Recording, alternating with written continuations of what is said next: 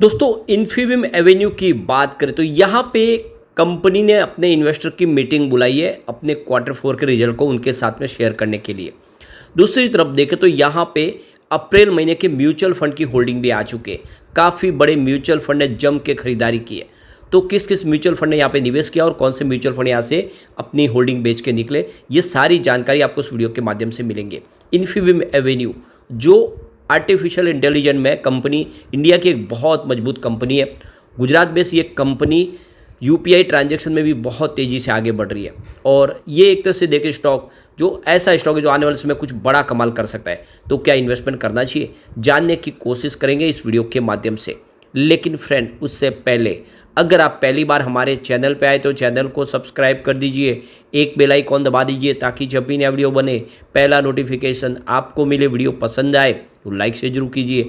चलो friends video start करते हैं। मैं हूँ आपका दोस्त एस.बी. दवे और हमारे अपने चैनल ऑनलाइन कमाई में आपका बहुत बहुत स्वागत है। अभी 12:30 के आसपास का टाइम है। स्टॉक की शुरुआत देखें तो आज पॉजिटिव ही हुई 31.95 पर।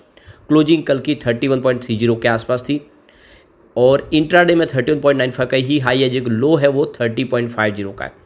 तो देख सकते हो कि स्टॉक में आज गिरावट हमने देखने को मिली है।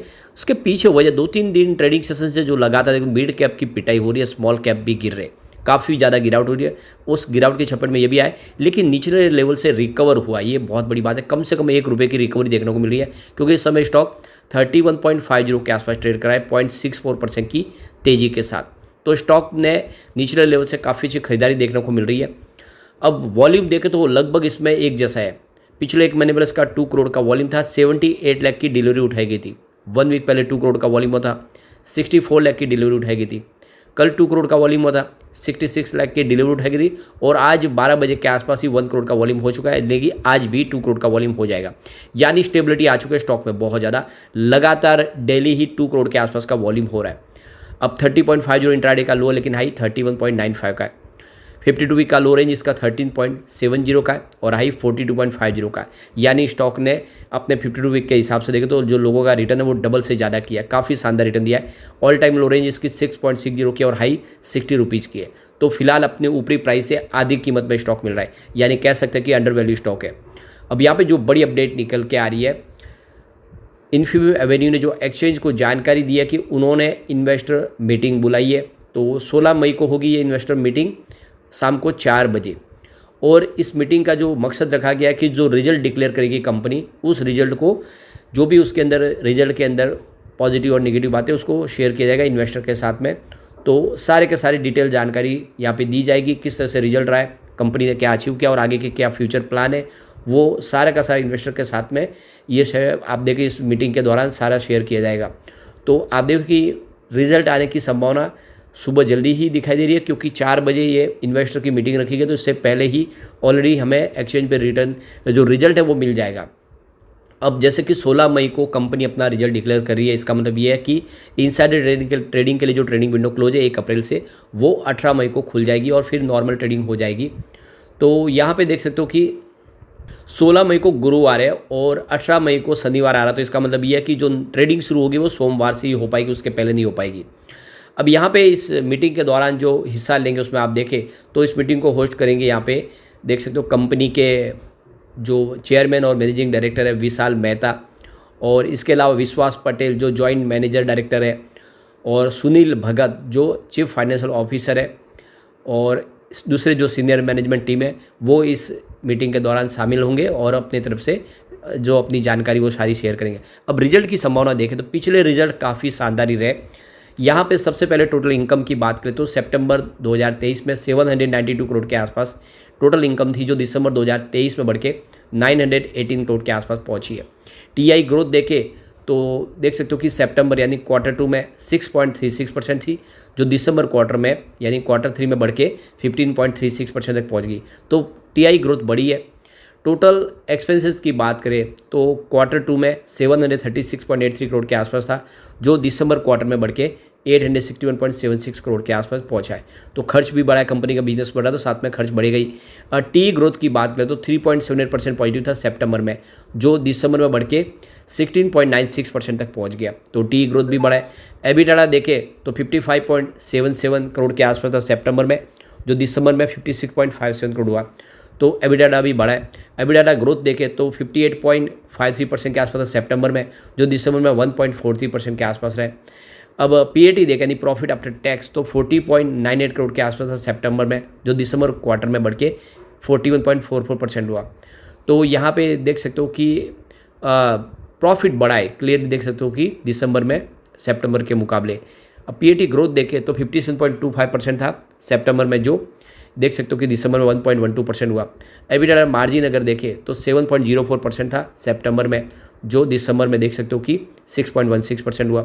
नेट प्रॉफिट मार्जिन 5.17% रहा सितंबर में, दिसंबर में ये देख सकते हो कि 4.51% पर आ गया।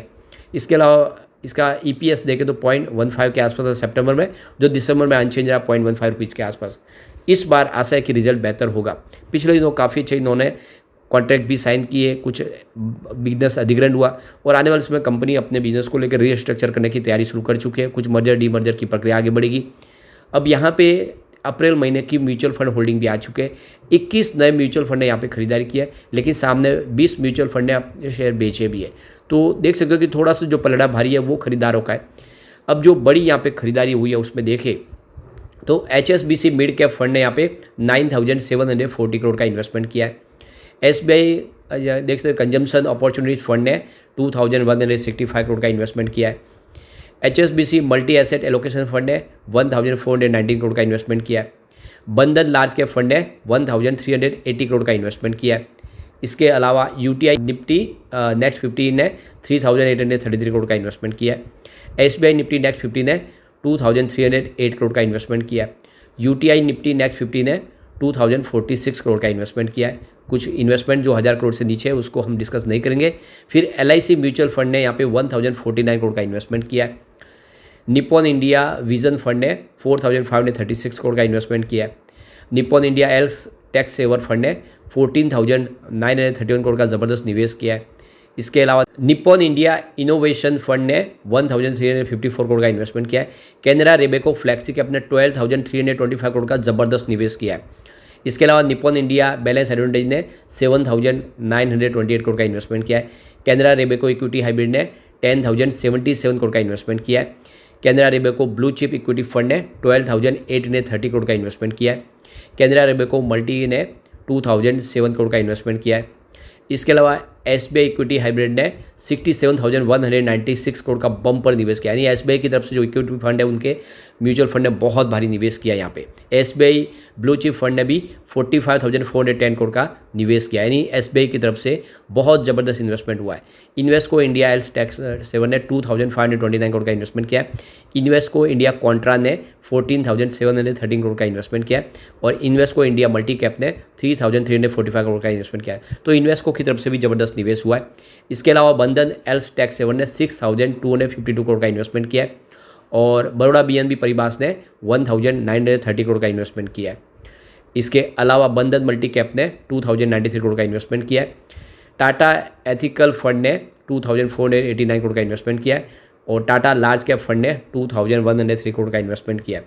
तो कुल मिला के देख सकते हो कि इंडिया के बड़े बड़े म्यूचुअल फंड ने जम के खरीदारी की है। टाटा ग्रुप की तरफ से हुई है, स्पेशली SBI ने भारी भरकम निवेश किया है। कैनरा रेबेको ने, इन्वेस्टको ने बहुत ज़बरदस्त निवेश किया है। ऐसे में लॉन्ग टर्म इन्वेस्टर के लिए बहुत अच्छा मौका बन रहा है। एक बार पिवट टेबल को चेक कर लेते तो यहाँ से अगर गिरा हो तो 30.58 का पहला सपोर्ट है, ये टूटा तो 29.87 तक स्टॉक जाता है वो दिखाई दे सकता है। गिरावट और बड़ी तो 28.68 तक जा सकता है।